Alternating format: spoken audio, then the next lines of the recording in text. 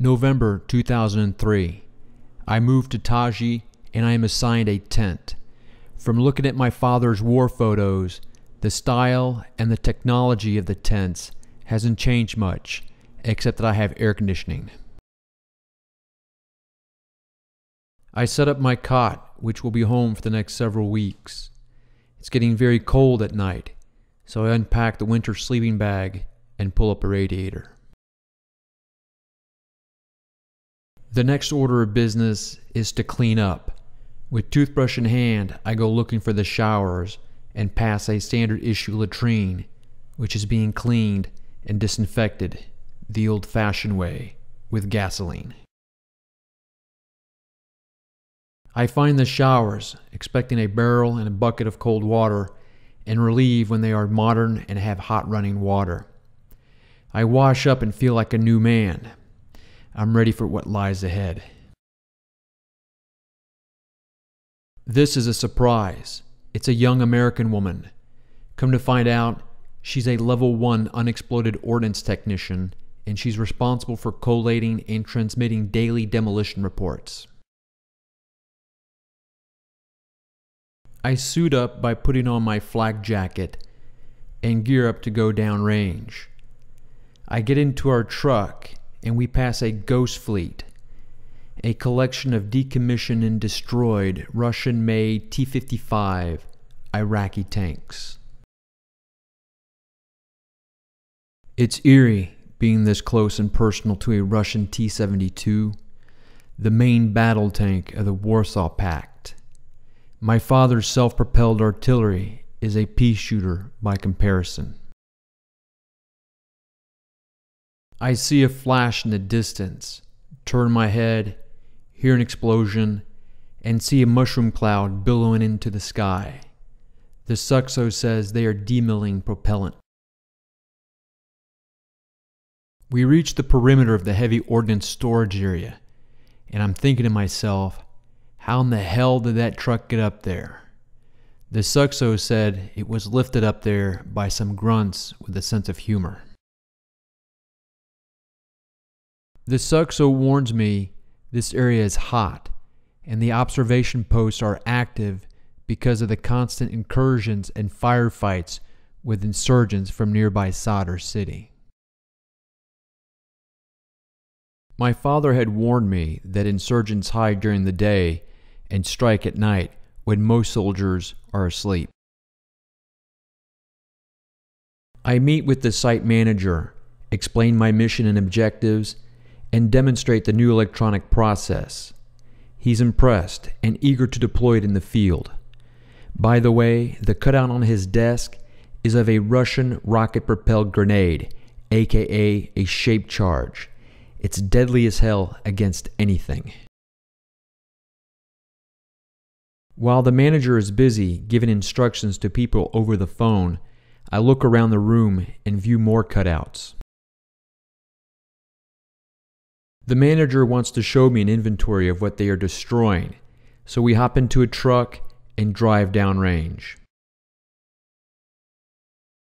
He tells me the army has set up collection centers throughout Baghdad and surrounding villages to buy any and all explosives. The purpose is twofold. It prevents the insurgents from using the explosives as IEDs and injects money into the local economy. Saddam Hussein bought munitions from any nation willing to sell. This is a bottom-laying sea mind. We find an assortment of exotic munitions from white phosphorus grenades, armor-piercing 50 caliber rounds, to incendiary and tracer rounds. We go into one bunker where artillery shells and bomblets are strewn across the floor. This evil-looking thing is an armor-piercing bomblet.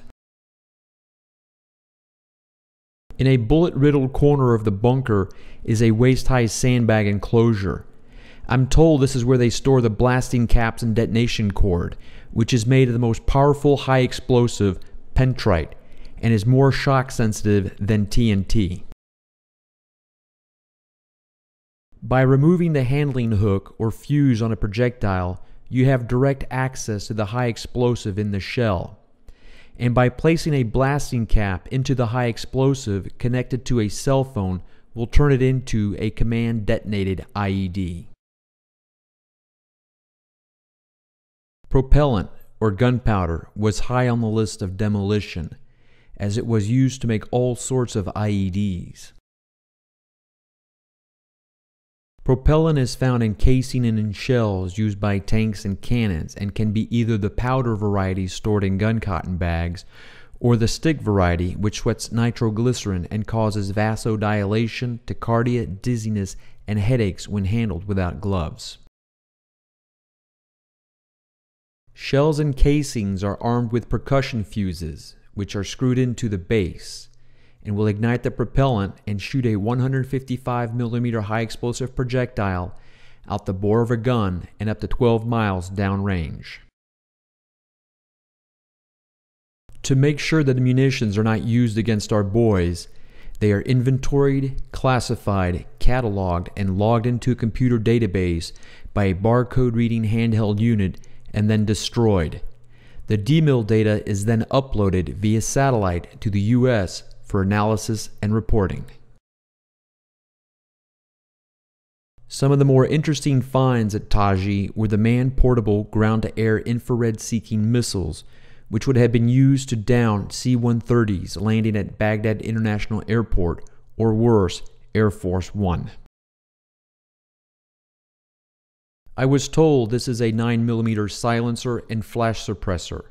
Whatever it is, it was destroyed. This is called a P-tube, and as you can see, you don't have much privacy with the road just behind. There is so much ordnance stacked up in the hangars that it is hard to visualize the tonnage to be destroyed, so the suxo drives me out to a pit and shows me a small example. After a hard and long day, we wash up, eat, and smoke cigars, one of the few luxuries allowed. Kelly tells me about finding Iraqi medals and shows me a few that he's cleaned up. The next day I wake up to a damp chill in the air.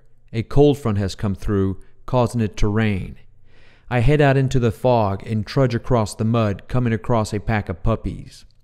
Muslims consider dogs unclean, and the Iraqi soldiers would certainly have killed them.